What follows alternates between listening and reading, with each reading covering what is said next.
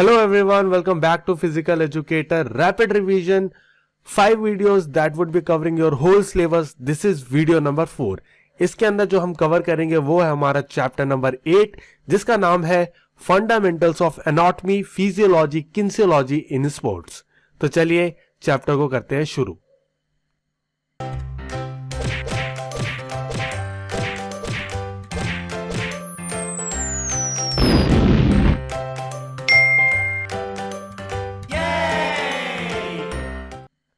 तो चलिए स्टार्ट करते हैं चैप्टर नंबर 8 जिसका नाम है fundamentals of anatomy, physiology and kinesiology in sports.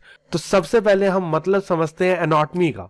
ठीक है, एनाटॉमी का मतलब क्या है? Anatomy is a branch of biology that deals with the study of body structure. जब भी हम बात करेंगे हमारे बॉडी स्ट्रक्चर की, हमारा बॉडी स्ट्रक्चर कैसा है, हमारे सिस्टम्स, ऑर्गन्स और टिश्यूज कैसे हैं, तो वो है काम एनाटॉमी का। ओके, चलिए आगे देखते हैं meaning and definition of physiology. ठीक है, फिजियोलॉजी के अंदर क्या आता है? जब भी बात होती है फंक्शंस और activities of living organism and there parts, यानी हमारी बॉडी बायोलॉजिकली कैसे वर्क करती है। ठीक है, फिजिकल केमिकल कौन कौन से प्रोसेसेस हमारी बॉडी के अंदर होते हैं, जब हम उनके बारे में बात करेंगे this is physiology. Okay, last आता है इसके अंदर meaning and definition of kinesiology. Kinesiology is the study of human and non human movements, यानी हमारी बॉडी कैसा मूवमेंट करती है। देखो हमारी बॉडी जो है वो उसका एक बायोमैकेनिक्स है, उसकी खुद की एनाटॉमी है, उसकी खुद की फिजियोलॉजी है। ठीक है, उसके हिसाब से हमारी किनेसियोलॉजी डेवलप होती है कि हमारा मूवमेंट कैसा होगा, वो डेवलप होगा। ओके, तो किनेसियोलॉजी मेनली फोकस करता है ह्यूमन मूवमेंट्स के ऊपर। ओके, चलिए आगे बात करते हैं importance of anatomy and physiology in sports. क्या फायदे हैं? तो जो एनाटॉमी और फिजियोलॉजी है इनके थ्रू हमें नॉलेज मिलती है हमारे structure and function of various organs की। हमें हेल्प मिलेगी दूसरी स्पोर्ट्स इंजरीज से दूर रहने में। ठीक है, हम इफेक्टिवली एक्सरसाइज कर पाएंगे, क्योंकि देखो हमारा बॉडी का स्ट्रक्चर अगर हमें अच्छे से पता होगा तो मुझे पता है मुझे कौन सी मूवमेंट करनी है प्रॉपर, ताकि मैं कौन सी पर्टिकुलर मसल की एक्सरसाइज करूं। ठीक है, ये मेरे को पता होगा कैसे मूवमेंट करना, दिस इज किनेसियोलॉजी। अगर मुझे अपने बायोमैकेनिक्स पता है तभी मैं मूवमेंट कर पाऊंगा। तो सारा कुछ ना डिपेंडेंट है। ओके, अच्छा, help in preparation of training program, मैं कैसे ट्रेनिंग कर रहा हूं उसमें हेल्प करेगा। मेरे रिकवरी मेथड को अंडरस्टैंड करने में हेल्प करेगा। Gender, anatomical and physiological differences, एक मेल और एक फीमेल के अंदर कौन से एनाटॉमिकल और फिजियोलॉजिकल डिफरेंसेस है वो जानने में हेल्प मिलेगी। ठीक है, किनेसियोलॉजी है वो मेनली फोकस करता था कि हमारा ह्यूमन एक्टिविटीज कैसे करी जाए जिससे हम लीस्ट टू लीस्ट कंजम्पशन करें अपनी एनर्जी की और ज्यादा से ज्यादा आउटपुट निकाल के ला पाए। ठीक है, तो अगर हमें सेफली मूवमेंट करनी है तो किनेसियोलॉजी जो होगा वो बेस्ट मेथड होगा हमें इस चीज के अंदर हेल्प करने में। चलो आगे बढ़ाते हैं अपनी कहानी। Skeleton system. स्केलेटन सिस्टम हम सभी ने सुना है, देखा भी है क्या होता है। अगर बात करें स्केलेटन सिस्टम की, the bodily system that consist of bones. ठीक है, ऐसे बॉडी सिस्टम जिसके अंदर बोन्स आए, कार्टिलेजेस आए, जॉइंट्स आए, तो उसको स्केलेटन सिस्टम बोला जाता है। जो चिल्ड्रन है उनके अंदर 213 बोन्स होती है, जबकि अडल्ट्स के अंदर 206 बोन्स होती है। जो चिल्ड्रन का नंबर ऑफ बोन है ना, ये वेरी करता रहता है। ठीक है, तो एक फिक्स्ड नंबर बताना कि चिल्ड्रन के अंदर इतनी बोन होती है वो कभी भी एक्यूरेट नहीं होगा, लेकिन अडल्ट्स के अंदर वो 206 ही होगा।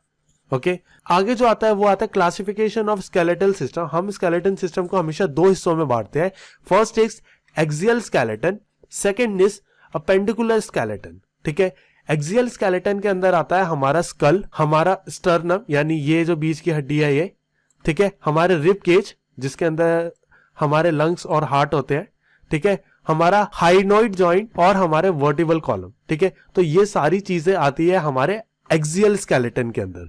जबकि अपेंडिकुलर स्केलेटन के अंदर आता है हमारे केवल अपर लिम्स यानी ये चीज और ये चीज यानी दोनों हाथ, दोनों पैर। ठीक है, शोल्डर ग्रिडल यानी हमारे शोल्डर बोन्स और हमारे पेल्विक ग्रिडल यानी हमारी पेल्विक की मसल। ठीक है, ये सारा कुछ आता है हमारा अपेंडिकुलर स्केलेटन के अंदर। ओके, चलिए आगे बात करते हैं फंक्शंस ऑफ स्केलेटन। स्केलेटन जो होता है वो हमारी बॉडी को सपोर्ट प्रोवाइड कराता है। ठीक है, हमारा स्ट्रक्चर पूरा खड़ा है वो केवल और केवल स्केलेटन सिस्टम की ही वजह से खड़ा है। ठीक है, प्रोटेक्ट करता है हमारे इंटरनल ऑर्गन्स को सीवियर इंजरीज से। ठीक है, हमें हेल्प करता है हमारे मूवमेंट में। देखो एक्चुअल में मूवमेंट जो होता है वो होता है मसल के थ्रू, लेकिन वो मसल जॉइंट होती है हमारी बोन्स पे, यानी हमारे स्केलेटल सिस्टम पे, जिसकी वजह से मूवमेंट होता है। तो डायरेक्टली मूवमेंट नहीं कराएगा, मैं बोलूँ as a secondary mechanism help करता है मूवमेंट में, ठीक है। प्रोड्यूस करता है ब्लड सेल्स, हमारा बोन मैरो जो होता है वो रिस्पॉन्सिबल होता है हमारे ब्लड सेल के प्रोडक्शन में, ठीक है। तो ब्लड सेल जो होता है वो प्रोड्यूस होता है हमारे स्केलेटन सिस्टम के through. Give shape to the body, हमारे बॉडी की शेप कैसी होगी वो डिपेंड करेगा हमारे स्केलेटल सिस्टम पे, ठीक है। Serves as attachment of muscle, जैसे कि मैंने पहले भी बोला, हमारे मसल को अटैच करने का जरिया है हमारा स्केलेटन, ओके। आगे आती है कहानी क्लासिफिकेशन ऑफ बोन्स। अगर मैं बोन्स को डिवाइड करूं अलग अलग ग्रुप्स में, तो फर्स्ट आता है इसके अंदर लॉन्ग बोन्स। लॉन्ग बोन्स वो बोन्स है जो कि बहुत ही लॉन्ग है, ओके, जैसे नाम से ही पता चल रहा है, जैसे mainly found in the upper and lower limbs, जो कि हमारे हाथ और पैर के अंदर होते हैं और हमारी मूवमेंट में हेल्प करते हैं। एग्जाम्पल है इसका हमारे थाई बोन, ठीक है। जो नेक्स्ट है हमारा वो है इसके अंदर शॉर्ट बोन्स। शॉर्ट बोन जो होते हैं वो लेंथ के अंदर शॉर्ट होते हैं, जैसा कि नाम से ही पता चल रहा है। अब शॉर्ट होने की वजह से इनका जो वेट होता है वो भी कुछ खास नहीं होता, वो भी हल्के होते हैं, लेकिन ये बहुत स्ट्रांग होते हैं, ठीक है। हेल्प करते हैं हमारे फोर्स एक्सर्शन के अंदर। और इसका एग्जाम्पल है कार्पस, जो कि हमारे प्रेजेंट होता है ये रिस्ट के अंदर, ठीक है। कार्पस, मेटाकार्पस जो होती है ये छोटी छोटी सी जो बोन्स होती है, ओके। नेक्स्ट आता है इसके अंदर हमारा फ्लैट बोन। फ्लैट बोन जो है वो जनरली फाउंड होता है ऐसे ही जगह पे जहां पे प्रोटेक्शन की बहुत ज्यादा रिक्वायरमेंट है, जैसे कि हमारे ब्रेन को, ठीक है। यहाँ पे जो है लार्ज सरफेस होता है जिसकी वजह से मसल अटैचमेंट जो है वो इजीली हो पाती है, ठीक है। एग्जाम्पल अगेन क्रेनियम यानी हमारा स्कल, ओके। नेक्स्ट आता है इसके अंदर इररेगुलर बोन्स, ठीक है। इसको, ये जो बोन्स होती है ना प्रॉपरली शेप की नहीं होती, ये पेक्यूलर शेप की होती है, मतलब अजीब अजीब सी शेप की होती है, ठीक है। इन बोन्स को ना एक साथ ग्रुप करना बड़ा मुश्किल हो जाता है, जैसे कि एग्जाम्पल है वर्टिब्रा, ठीक है। यानी जो हमारे वर्टिबल कॉलम होता है, यानी जो रीढ़ की हड्डी होती है, अगर मैं इसकी एक हड्डी के बारे में बात करूं, this is a vertebra, okay. चलिए आगे आता है हमारे पास सीसमोइड बोन्स, ठीक है। जो ये सीसमोइड बोन्स होते हैं ये ऐसे बोन्स हैं जो कि जुड़े होते हैं किसी ना किसी टेंडन से या मसल से। ये एग्जाम्पल इसका पटेला, पटेला होता है हमारे नी के ऊपर, ठीक है। और ये जो होता है केवल और केवल हमारे टेंडन से, क्वाड्रिसेप्स के टेंडन से ही अटैच होता है, ओके। आगे बात करते हैं हमारे जॉइंट्स की। जॉइंट जो है उनका क्लासिफिकेशन किया गया है 3 टाइप से। फर्स्ट है इसके अंदर इमूवेबल जॉइंट्स, जो कि कभी मूव नहीं हो सकते। सेकंड है स्लाइटली मूवेबल जॉइंट, जो कि थोड़े थोड़े मूव हो सकते हैं। और थर्ड आता है इसके अंदर फ्रीली मूवेबल जॉइंट्स। अगर इसको अच्छी तरीके से और डीपली समझा जाए तो इमूवेबल जॉइंट वो जॉइंट होते हैं जो कि फिक्स्ड होते हैं और जो मूव नहीं हो सकते। इनको फाइबोरियस जॉइंट्स भी बोला जाता है, क्योंकि इस जॉइंट की जो बोन्स है वो कनेक्ट होती है फाइबोरियस टिश्यूज से, जिसकी वजह से ये मूव नहीं हो पाते, ठीक है। सेकेंड आता था स्लाइटली मूवेबल जॉइंट, जिसके अंदर बोन्स जो है वो सेपरेटेड होते हैं दूसरे बोन से और उनके बीच में थोड़ा सा स्पेस होता है, जिसकी वजह से वो मूव कर पाते हैं, ठीक है। और लास्ट आता है फ्रीली मूवेबल जॉइंट, जिनको साइनोवियल जॉइंट्स भी बोला जाता है, ठीक है। ये साइनोवियल जॉइंट ऐसे जॉइंट होते हैं जहां के अंदर साइनोवियल लिक्विड होगा, साइनोवियल शेल होगा और वो मतलब प्रॉपरली मूवेबल है, फ्रीली मूवेबल है, आराम से मूव हो सकते हैं, ठीक है। यहाँ पे जो जॉइंट्स होते हैं ना इतना मूवेबल है ना, इनकी वजह से इनको टेंडन और लीगामेंट की जरूरत पड़ती है ताकि इनको स्टेबलाइज रखा जा सके, ठीक है। स्लाइटली मूवेबल जॉइंट्स के अंदर एग्जाम्पल आ सकता है हमारा vertebral column, okay. Immovable joints के अंदर हमारा एग्जाम्पल आ सकता है क्रेनियम यानी हमारा स्कल, ओके। और फ्रीली मूवेबल जॉइंट्स के अंदर हमारा एग्जाम्पल आ सकता है हमारे नी, ओके। चलिए आगे बढ़ते हैं, बात करते हैं स्लाइटली मूवेबल जॉइंट की। जो स्लाइटली मूवेबल जॉइंट है वो होते हैं 2 टाइप के। एक होते हैं सिम्फिसिस, सिंकोंड्रोसिस, ओके। सिम्फिसिस के अंदर 2 बोन्स जो होती है वो डायरेक्टली कनेक्ट नहीं हो पाती, उनको जरूरत पड़ती है एक फ्लैट डिस्क की, जो कि होती है फाइब्रो कार्टिलेज की, जिसकी वजह से वो आपस में कनेक्टेड रह पाते हैं। जैसे कि एग्जांपल ले सकते हैं हमारे इंटरवर्टिबल जॉइंट्स की, ठीक है। सिंकोंड्रोसिस के अंदर ये एक टेम्परेरी जॉइंट होता है, ये कोई एक परमानेंट टाइप का जॉइंट नहीं है। यहाँ पे क्या होता है, हमारी जो कार्टिलेज है वो धीरे धीरे बोन्स के अंदर कन्वर्ट हो जाती है और ये जॉइंट खत्म हो जाता है, ओके। आगे बात करते हैं हम अपने नेक्स्ट फ्रीली मूवेबल जॉइंट्स के बारे में। तो फ्रीली मूवेबल जॉइंट्स के अंदर बहुत सारे टाइप्स है, हम बारी बारी से सब टाइप को पढ़ेंगे। सबसे पहला इसके अंदर आता है ग्लाइडिंग जॉइंट, ठीक है। ग्लाइडिंग जॉइंट वो जॉइंट होते हैं जिसके अंदर ग्लाइडिंग मूवमेंट पॉसिबल हो। एग्जाम्पल है इसका बोन्स ऑफ आवर एंकल, ठीक है। हमारे जो एंकल के अंदर बोन्स होती है वो, ठीक है। फिर आता है हमारे पास हिंज जॉइंट। हिंज जॉइंट वो जॉइंट है जो कि हमें एंगुलर मूवमेंट में हेल्प करते हैं, ठीक है। जहां पे हमारा फ्लेक्शन और एक्सटेंशन हो पाए। ओके, जैसे कि हमारा एल्बो, हमारा नी, देखो हमारे नी के अंदर जैसे हमारा ये नी है, ठीक है, मान लो ये नी है, नी के अंदर हम अपने नी को अगर स्ट्रेट करेंगे दिस इज एक्सटेंशन ऑफ नी, और हम फोल्ड करेंगे this is flexion of knee. Okay, flexion extension दोनों ही हो पाते हैं, तो नी हमारा हुआ हिंज जॉइंट।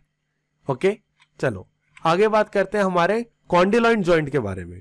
ठीक है, कॉन्डिलॉइड जॉइंट जो होते हैं वो हमें हेल्प करते हैं हमारे दो एंगल्स के अंदर, डायरेक्शन के अंदर मूव करने में। यहां पे जो मूवमेंट होती है वो होती है flexion, extension, adduction, abduction and circumduction, but rotation नहीं हो पाती। ठीक है, यानी सारी ही मूवमेंट होगी केवल और केवल रोटेशन को छोड़ के। जो नेक्स्ट है हमारे पास वो है सैडल जॉइंट। सैडल जॉइंट को सैडल जॉइंट इसलिए बोला जाता है क्योंकि सैडल एक बैठने का इक्विपमेंट होता है जो कि हम यूज करते हैं घोड़ों पे बैठने के लिए। तो सैडल जॉइंट भी कुछ ऐसा ही होता है, जैसे कि घोड़ा है तो उसके ऊपर जैसे सैडल लगी होती है, ये भी सैडल जॉइंट भी कुछ इसी टाइप का है। आगे बात करते हैं हम अपने अगले जॉइंट्स की, जो कि है बॉल एंड सॉकेट जॉइंट। यहां पे क्या होता है, यहां पे हर एंगुलर मूवमेंट पॉसिबल है, हर डायरेक्शन के अंदर पॉसिबल है, यहाँ पे पाइवेट मूवमेंट भी होती है। ठीक है, इसका एग्जांपल लेना चाहो तो हमारा बहुत ज्यादा अच्छा एग्जांपल होगा हमारे शोल्डर्स। शोल्डर जो है वो हमारा एक बॉल एंड सॉकेट जॉइंट है, हमारा हिप जॉइंट है जो भी कि एक बॉल एंड सॉकेट जॉइंट है। यहाँ पे क्या होता है, एक ना बॉल टाइप का स्ट्रक्चर होगा, ठीक है, ऐसा बॉल सा स्ट्रक्चर होगा जो कि एक सॉकेट के अंदर जाता है। ठीक है, जिसकी वजह से ये जो बोन है ना, ये फ्रीली मूव हो पाती है इस सॉकेट के अंदर अंदर। ठीक है, नेक्स्ट आता है इसके अंदर पाइवट जॉइंट, जो कि हमारा एक एक्सिस के अंदर पूरा सर्कुलेटरी मूवमेंट पॉसिबल करवाता है। ठीक है, एग्जांपल है हमारा नेक, जो हमारा स्कल डलता है ना नेक के ऊपर, तो वो हमारे स्कल को अलाउ करता है पूरे डायरेक्शन में मूव करने का। ओके, तो ये थे हमारे फ्रीली मूवेबल जॉइंट्स। चलिए आगे बात करते हैं हम अपने muscle and definition of muscle के बारे में। अब बिल्कुल अलग पार्ट पे आ गया मसल्स के ऊपर। ओके, मसल जो होती है वो हमारी टिश्यूज से बनती है, और ये टिश्यूज जो होती है वो भी फाइबर्स से बनते हैं। ठीक है, ये हमारी हेल्प करते हैं हमारे बॉडीली मूवमेंट के अंदर। मसल्स की जो टिश्यूज होती है वो कॉन्ट्रैक्ट हो सकती है, जिसकी वजह से हमारे बॉडी के अंदर मूवमेंट हो पाता है। ठीक है, without muscle contraction no movement can be possible. Okay, चलिए हम बात करते हैं आगे टाइप्स ऑफ मसल के बारे में। तो टाइप्स ऑफ मसल है हमारी स्केलेटियल मसल, हमारी स्मूथ मसल्स, हमारी कार्डियक मसल।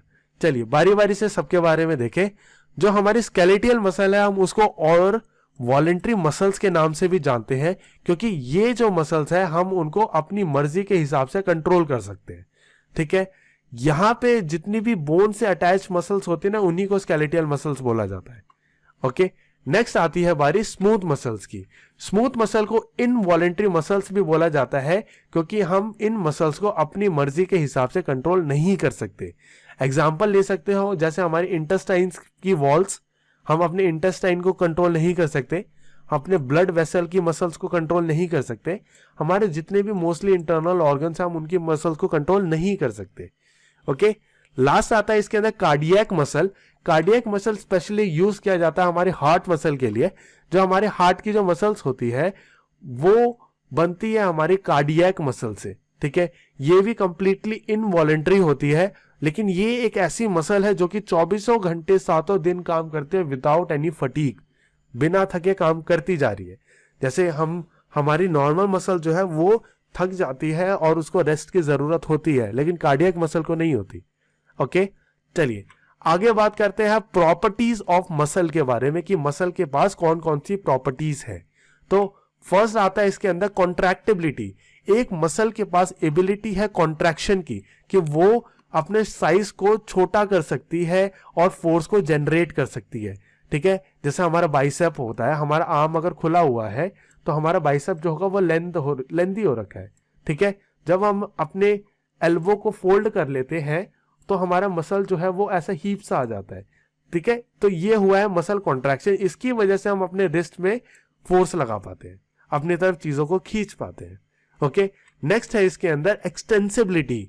ठीक है, यहां पे हमारी मसल जो है वो स्ट्रेच हो सकती है, ये उसकी एबिलिटी है, और वो एक्सटेंड होके एक रेस्टिंग लेंथी पोजीशन के अंदर आ सकती है, जैसे कि ये वाला था।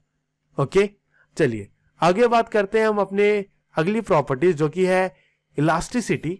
इलास्टिसिटी का मतलब क्या है कि भाई अगर हम अपनी मसल को जितना मर्जी खींच ले वो अपनी पोजीशन में वापस आ जाएगी, ठीक है, just like a rubber band. Okay, this ability of the muscle is called elasticity. Next आता है इसके अंदर एक्साइटेबिलिटी। एक्साइटेबिलिटी क्या है कि हमारी जो मसल्स है, मसल टिश्यू जितने भी है, वो इलेक्ट्रिक स्टिमुलीज को रिस्पॉन्स करते हैं और वो जो कि हमारे आते हैं हमारे नर्वस सिस्टम से। ओके, चलिए आगे बात करते हैं हमारे स्ट्रक्चर ऑफ मसल की। हमारा स्ट्रक्चर कैसा है मसल का और हमारी मसल्स बनी किस तरीके से है। हमारी जो मसल होती है वो दिखती है कुछ इस तरीके की कि ये होती है मसल की बेली, ये होता है टेंडन और ये हमारा बोन, ठीक है। हमारे बोन से टेंडन के थ्रू अटैच होता है हमारा मसल, ठीक है। मसल जितना भी होता है वो कॉन्ट्रैक्शन के थ्रू हमारी हेल्प करता है मूवमेंट में और फोर्स जनरेशन के अंदर। 40 to 50% of the body weight is muscle, ठीक है। बोन्स, कार्टिलेज, लिगामेंट्स और स्किन ये अटैचमेंट्स होती है मसल की, ठीक है। Upper and lower limbs have long muscles. चलिए आगे बात करते हैं स्ट्रक्चरल क्लासिफिकेशन की। तो मेनली देखो अगेन मैं बताता हूं 3 टाइप का मसल होता है, जो कि होता है स्केलेटियल, स्मूथ और कार्डियक मसल। जो स्केलेटियल मसल होता है वो हमारे कॉन्शियस कंट्रोल के अंदर होता है, ये हमारी हेल्प करता है हमारे बॉडी पार्ट्स को कंट्रोल करने के अंदर, उनके मूवमेंट के अंदर। ये जो है ऐसी मसल है जो कि जल्दी से फटीग हो जाती है और इनको जितना भी रिस्पॉन्ड मिलता है वो मिलता है हमारे नर्वस सिस्टम के थ्रू, ठीक है। इसके अगर मैं बहुत छोटे छोटे कंपोनेंट्स के बारे में बताऊं तो ये बहुत छोटे छोटे एक्टिन और मायोसिन जो है मायोफिब्रिल्स होते हैं, जिनसे जुड़ जुड़ के ये बनते हैं। ओके, चलिए आगे आते हैं कहानी में स्मूथ मसल पे। स्मूथ मसल वो मसल है जो कि हमारी इनवॉलंटरी मसल है, जो हमारे कॉन्शियस कंट्रोल के अंदर नहीं है। ये हमारी नर्वस सिस्टम से कोई लेना देना नहीं है, ठीक है। ये लंबे टाइम तक काम कर सकते हैं बिना थके हुए और ये नर्वस सिस्टम से बहुत कम रिस्पॉन्स होता है। ये भी एक्टिन और मायोसिन से ही जुड़ जुड़ के बनते हैं, ठीक है। लास्ट आती है बात कार्डियक मसल की, जो केवल और केवल हमारे हार्ट के पास है। ये अपना खुद मूव करते हैं बिना किसी कॉन्शियस कंट्रोल में और कोई भी ऐसी चीज नहीं है जो इनको कंट्रोल कर सके, ठीक है। यहाँ पे जो सेल्स होते हैं वो लार्ज ओवल शेप के होते हैं और इनका खुद का ही एक न्यूक्लियस भी होता है। चलिए आगे बात करते हैं फंक्शंस ऑफ मसल। ऐसी कौन सी फंक्शंस है जो कि मसल्स की है। तो मसल जो है वो हमारा हेल्प करता है हमारे पोस्चर को मेंटेन करने में और हमारी मूवमेंट को करवाने में, ठीक है। ये हमें हेल्प करता है हमारे फोर्स ऑफ मूवमेंट को जानने में, हम कितना फोर्स लगा रहे हैं किसी मूवमेंट को होने देने में, ठीक है। स्लो ट्विच फाइबर मसल जो है वो स्लो रेट से वर्क करते हैं और हमें एंड्योरेंस प्रोवाइड कराते हैं, जबकि फास्ट ट्विच वाली ऐसी मसल्स है जो कि हमें एक्सप्लोसिव स्ट्रेंथ प्रोवाइड कराएगी और हमारे रिपीटेटिव कॉन्ट्रैक्शन यानी लगातार कोई भी एक काम करने में हमारी हेल्प करेगी, ठीक है। कार्डियक मसल का काम है हमारे हार्ट के ब्लड के लिए पंप करना, ठीक है। मसल जो है वो भी हमारी बॉडी को शेप प्रोवाइड कराती है और प्रोटेक्ट करती है हमारे बोन्स को और हमारे इंटरनल ऑर्गन्स को भी। यहीं पे होती है मसल्स की कहानी खत्म। चलिए आगे बात करते हैं रेस्पिरेटरी सिस्टम की, ठीक है। रेस्पिरेटरी सिस्टम जो है ये एक प्रोसेस है जहां पे हम ऑक्सीजन को गेन करते हैं और कार्बन डाइऑक्साइड को रिड्यूस करते हैं हमारी बॉडी से। ये एक कंटिन्यूअस सप्लाई ऑफ ऑक्सीजन है जो कि लगातार चलता ही रहता है। यहाँ पे हम इनहेल करते हैं ऑक्सीजन को और एक्सहेल करते हैं कार्बन डाइऑक्साइड प्लस वाटर को। ओके, तो मेन जो ऑर्गन्स है जो कि रिक्वायर होते हैं किसी भी रेस्पिरेटरी सिस्टम के लिए और वो किन किन पार्ट से होके गुजरते हैं, तो वो है हमारे नोज। नोज से सबसे पहले एयर अंदर जाती है और वो गुजर के जाती है फेरेनेक्स पे और वो धीरे धीरे पहुंचती है हमारे लायरेनेक्स तक। ट्रैकिया से होते हुए वो 2 ब्रोंकाइस पे बिखर जाती है और डायफ्रैग जो होता है वो हमारे लंग्स के जस्ट नीचे होता है, जिसकी वजह से हमारा जो लंग्स है वो एयर को अपने अंदर और बाहर कर पाता है। और लंग्स जो है वो प्राइमरी ऑर्गन है जो कि हेल्प करेगा हमारा ऑक्सीजन एब्जॉर्प्शन में, ठीक है। यहाँ पे एल्वियलीज होते हैं जो कि ऑक्सीजन को एब्जॉर्ब करेंगे और पहुंचाएंगे ब्लड तक। ओके, चलिए आगे बात करते हैं हम अपने टाइप्स ऑफ रेस्पिरेशन, जिसके अंदर फर्स्ट नंबर आता है एक्सटर्नल रेस्पिरेशन। एक्सटर्नल रेस्पिरेशन का मतलब है एक्सचेंज ऑफ गैसेस, ठीक है। हमारी गैसेस को एक्सचेंज करना हमारी लंग्स के थ्रू, ठीक है। इसके मेनली 2 स्टेजेस होते हैं। फर्स्ट होता है कि ब्रीथ करो, ऑक्सीजन को अंदर लेके जाओ, बॉडी के अंदर यूज होगा वो, फिर एक्सपल्शन ऑफ कार्बन डाइऑक्साइड, बस इतना। यानी ऑक्सीजन का इनटेक करना है, एक्सपल्शन ऑफ कार्बन डाइऑक्साइड, बस। ठीक है। जब बात आती है इनहेलेशन और एक्सहेलेशन की, तो वो आता है केवल और केवल स्टेज 1 में। जब बात आती है एक्सचेंज ऑफ गैसेस की, दिस इज स्टेज 2। यहां पे क्या होगा, कार्बन डाइऑक्साइड जो होगा वो ब्लड के पास पहुंचाया जाएगा ताकि वो एक्सपल कर दिया जाए हमारे बॉडी से, जबकि ऑक्सीजन पहुंचाया जाएगा ताकि वो मसल तक पहुंचाया जा सके। ठीक है। O2 जो होता है वो पास होता है हमारी मेम्ब्रेन से, जो कि हीमोग्लोबिन जो है वो कैरी करके अपने लेके जाता है हमारे हार्ट तक। ठीक है। हार्ट जो होता है वो ब्लड को पंप करता है पूरी बॉडी में, और इसी तरीके से जो कार्बन डाइऑक्साइड है वो भी हमारी बॉडी से बाहर निकलता। अब बात करते हैं इंटरनल रेस्पिरेशन की। इंटरनल रेस्पिरेशन का मतलब है हमारे सेल्स के अंदर अंदर ही रेस्पिरेशन हो जाना। ठीक है। This is internal respiration. चलिए आगे बात करते हैं हम फंक्शंस ऑफ रेस्पिरेटरी सिस्टम, यानी कौन कौन से फंक्शंस है रेस्पिरेटरी सिस्टम के। तो फर्स्ट आता है मैकेनिज्म ऑफ ब्रीदिंग, कि सांस कैसे ली जाए। तो सांस ली जाती है इनहेलेशन और एक्सहेलेशन के थ्रू। ठीक है। ब्रीदिंग का बहुत ही सिंपल सा मैकेनिज्म है, जो कि है कि सांस को अंदर लेना और सांस को बाहर छोड़ना। अंदर लेने को यानी हमारा जो डायफ्रैग होता है यहाँ पे वो बाहर की तरफ खींचता है, जिसकी वजह से हमारे लंग्स को और ज्यादा स्पेस मिलता है और वो फूल जाता है। तो हाई प्रेशर एयर वो जाता है लो प्रेशर एयर की तरफ और धीरे धीरे हमारे लंग्स को फिल कर देता है। This is inhalation. जबकि एक्सहेलेशन के अंदर जो डायफ्रैग है वो प्रेस कर देता है लंग्स को, जिसकी वजह से हमारा एक हायर रीजन ऑफ प्रेशर बन जाता है हमारे लंग्स में, और बाहर होता है लोअर रीजन, जिसकी वजह से हमारा high pressure to low pressure में एयर ट्रैवल करके बाहर आ जाता है। ठीक है। This is inhalation and exhalation of gas.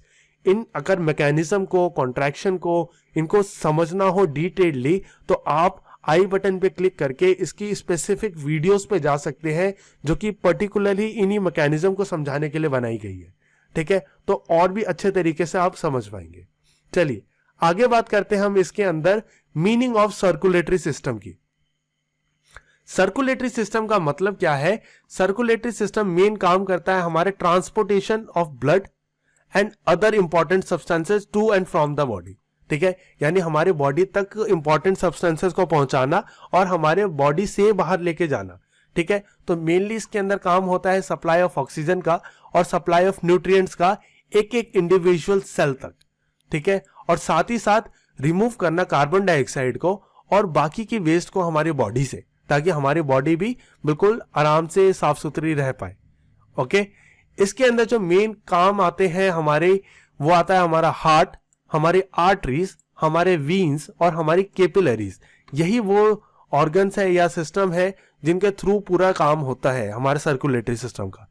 ठीक है। सबसे पहले हम बात करते हैं इसके अंदर हमारे हार्ट की। हमारा जो हार्ट है वो बना है हमारे कार्डियक मसल से, और उसके अंदर होते हैं 4 चेंबर, जो कि कनेक्ट करते हैं हमारे डिफरेंट सर्कुलेटरी ऑर्गन्स के थ्रू।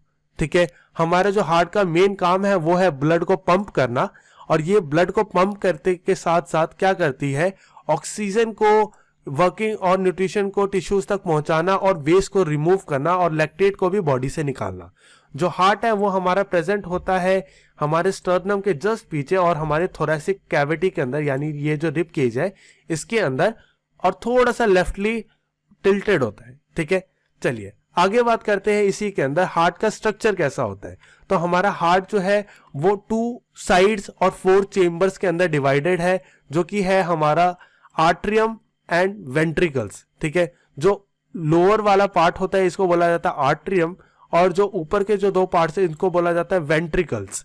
ठीक है। हमारे हार्ट के अंदर टोटल 4 चेंबर होते हैं, left atrium, right atrium, left ventricle and right ventricle. Atriums की जो वॉल होती है वो थिक होती है बजाय कि वेंट्रिकल्स की। ठीक है। चलिए आगे समझते हैं हमारे हार्ट का फंक्शन। हार्ट का जो मेन काम है वो है हमारे ब्लड को फ्लो करना। जो ब्लड का फ्लो है वो जाता कैसे कैसे है। सबसे पहले ब्लड पहुंचता है राइट आर्ट्रियम के अंदर, राइट आर्ट्रियम से ब्लड ट्रैवल करके जाता है राइट वेंट्रिकल के अंदर, राइट वेंट्रिकल से वो पहुंचेगा पल्मोनरी आर्टरीज पे और जाएगा लंग्स के पास। लंग्स के पास ऑक्सीजनेटेड होने के बाद वो पहुंचेगा पल्मोनरी वीन्स पे। पल्मोनरी वीन्स के बाद वो लेफ्ट आर्ट्रियम, लेफ्ट वेंट्रिकल, आरोटा से पहुंचेगा वर्किंग टिश्यूज के पास। ओके। चलिए आगे बात करते हैं हम अपने हार्ट के फंक्शन की। हार्ट का जो फंक्शन है वो चलता है 2 हिस्सों में। First is systemic circulation.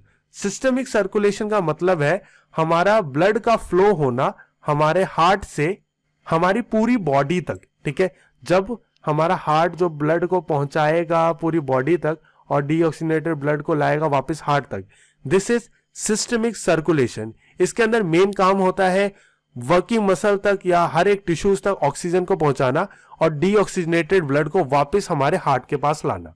Okay, चलिए आगे जो आता है वो आता है पल्मोनरी सर्कुलेशन। पल्मोनरी सर्कुलेशन जो है वो चलता है हमारा हार्ट का हमारे लंग्स के साथ, यानी ये वाला जो सर्कुलेशन है, यहां से जाना और यहां से वापस आना, दिस इज पल्मोनरी सर्कुलेशन। इसके अंदर मेन काम होता है हमारे ब्लड को ऑक्सीजनेशन गेन करना, डीऑक्सीजनेटेड ब्लड का वापस ऑक्सीजनेटेड होना, ठीक है।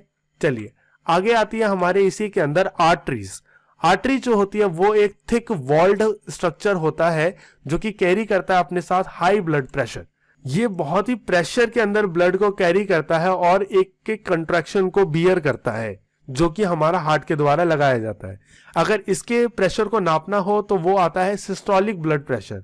हमने देखा होगा ब्लड प्रेशर के अंदर वो आता है कुछ 110/80 या 90 mmHg, ठीक है। तो एक होता है उसके अंदर सिस्टोलिक ब्लड प्रेशर जो कि हायर एंड पे होगा और एक होता है diastolic blood pressure. Okay, artery जो होती है वो वापस सिकुड़ नहीं जाती जब वो खाली होती है, ठीक है। तो इनका बहुत ही हार्ड टाइप की होती है क्योंकि इनको बहुत प्रेशर बियर करना है, इसलिए बहुत मोटी भी होती है। ओके, चलिए आगे आता है क्लासिफिकेशन ऑफ आर्टरीज। आर्टरी जो होती है मैं उनको मेनली 3 हिस्सों में बांट सकता हूं। फर्स्ट होती है इलास्टिक आर्टरीज, सेकंड होती है मस्कुलर आर्टरीज, थर्ड होती है आर्ट्रिकल्स, ठीक है। चलिए आगे बात करते हैं अपने वीन्स की। वीन्स जो होता है वो डीऑक्सीजनेटेड ब्लड कैरी करते हैं बैक टू द हार्ट। इसका जो स्ट्रक्चर होता है वो सिमिलर होता है आर्टरीज के थ्रू, बस इसके अंदर फर्क इतना होता है कि इसके अंदर ये वेल्व्स होते हैं। ये जो वेल्व्स है ये हमारा हेल्प करते हैं ब्लड को वापस बैकफ्लो ना होने में और अगेंस्ट ग्रेविटी के काम करने में, ठीक है। पतले होंगे ये आर्टरी से और कैरी करते हैं लो प्रेशर ब्लड, ठीक है, और इनको इतना ज्यादा प्रेशर बियर नहीं करना पड़ता। आगे आता है इसके अंदर कैपिलरीज। कैपिलरीज जो है वो आर्टरीज और वीन्स का कनेक्शन होता है। ये मेनली 3 टाइप के होते हैं, continuous capillaries, fenestrated capillaries, sinusoidal capillaries. आगे बढ़ते हैं कैपिलरीज के ही बारे में। कैपिलरीज के 2 मेन फंक्शंस होते हैं। प्राइमरी फंक्शन इसका है कि सप्लाई को बैलेंस करके रखना, ऑक्सीजन को ट्रांसपोर्ट करना और हार्मोन्स को ट्रांसपोर्ट करना और वेस्ट को रिमूव करना, ठीक है। साथ ही साथ इसके अलग अलग फंक्शंस और भी हैं, जैसे कि हार्ट के लिए इसका फंक्शन है कि सर्कुलेशन करना through out the body, arteries के लिए फंक्शन है कि ऑक्सीजनेटेड ब्लड को पहुंचाना, वीन्स के लिए फंक्शन है कि इम्प्योर ब्लड को कैरी करना वापस हार्ट के पास। और कैपिलरी का अगर और फंक्शंस के बारे में बताऊं तो ये इसका मेन काम होता है एक्सचेंज ऑफ न्यूट्रिएंट्स का, ऑक्सीजन का, वेस्ट का। ब्लड के लिए अगर मैं बताऊं तो कैरी करता है oxygen from lungs to the tissues, carbon dioxide को लेके जाना, न्यूट्रिएंट्स को लेके जाना, वेस्ट प्रोडक्ट को बाहर निकालने के लिए लेके जाना। तो ये सारे ही काम है हमारे सर्कुलेटरी सिस्टम के। ओके, चलिए आगे बढ़ते हैं और जानते हैं इक्विलिब्रियम के बारे में। इक्विलिब्रियम एक ऐसा स्टेट है जहां पे हम अपने आप को बैलेंस कर पाए विदाउट एनी एक्सटर्नल हेल्प और एक्सटर्नल फोर्सेस। इसके अंदर मेनली 2 चीजें आती है। फर्स्ट आता है स्टैटिक इक्विलिब्रियम और सेकंड आता है डायनेमिक इक्विलिब्रियम।